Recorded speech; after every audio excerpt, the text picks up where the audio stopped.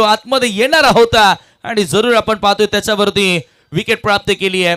खरं तर गोलंदाजाला हेच करायचं होतं, ज्यावेळेला सुरुवातीला 2 लेग कटर टाकले त्यावेळेला आतमध्ये यायचंच होतं आणि आता फायनल इन कटर टाकला आणि त्याच्यावरती सफलता मिळाली आहे।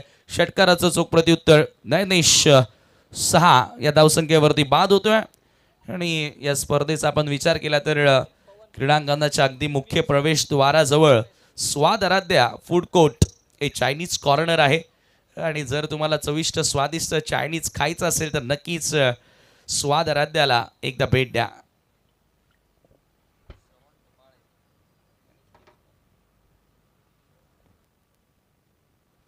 टप्पा पडल्यानंतर आतमध्ये वळून घेणारा बॉल आणि त्याच्यावरती विकेट प्राप्त केली, राकेशला मिळाली आहे दुसरी सफलता। चला कडा विरुद्ध शिरवली, दोन्ही कॅप्टन आपण टॉस साठी आता रेडी राहायचं।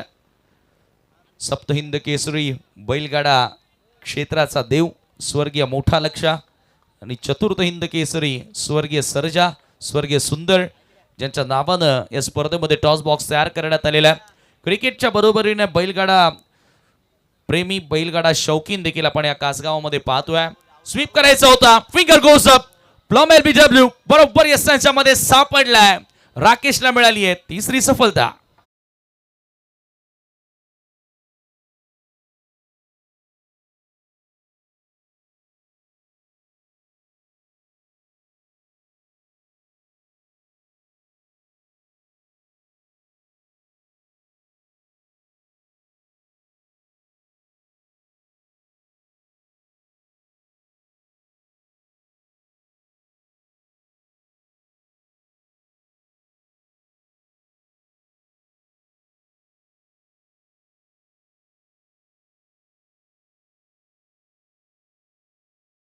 सापडल्या तिसरी सफलता राकेशला मिळाली आहे। अंतिम चेंडू आहे, 52 धावा धावफलकावर, शेवटचा बॉल आणि याही चेंडूवरती विकेट मिळेल का? येस येस इज गॉन आणि याच बरोबर विकेट हॅट्रिक देखील कंप्लीट केले राकेश पाटील।